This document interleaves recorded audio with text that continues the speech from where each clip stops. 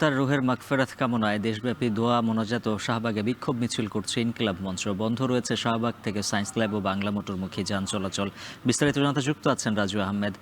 রাজু, জানাবেন বিক্ষোভ মিছিল থেকে পরবর্তী কার্যক্রম সম্পর্কে কি জানালেন ইনকিলাব মঞ্চের নেতাকর্মীরা?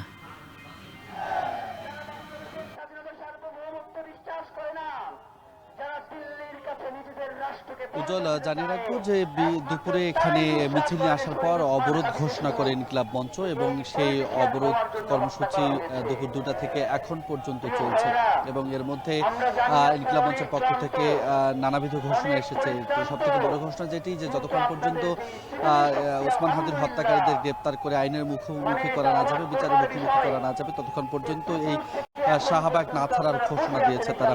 সেই সঙ্গে তারা বলেছেন যদি দ্রুত সময়ের মধ্যে শরীফ ওসমান হাদির হত্যাকারীদের গ্রেপ্তার করা না যায় তাহলে যমুনামুখী তারা লং মার্চ ঘোষণা করতে পারেন, এমন হুঁশিয়ারি দিয়েছেন।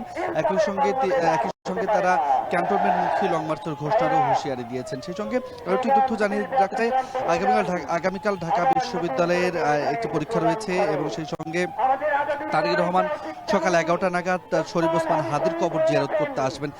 এমন প্রেক্ষাপটে ইনকিলাব মঞ্চের পক্ষ থেকে জানানো হয়েছে যখন তারেক রহমান এখানে আসবেন তাকে সহযোগিতা করা হবে। অবরোধ কর্মসূচি চলমান রেখে রাস্তার এক পাশে সকলকে অবস্থান করার জন্য আহ্বান জানানো হয়েছে এবং তারেক রহমানকে সহযোগিতা করা হলেও এই অবরোধ তুলে নেওয়া হবে না বলেও কিন্তু ইনকিলাব মঞ্চের পক্ষ থেকে জানানো হয়েছে।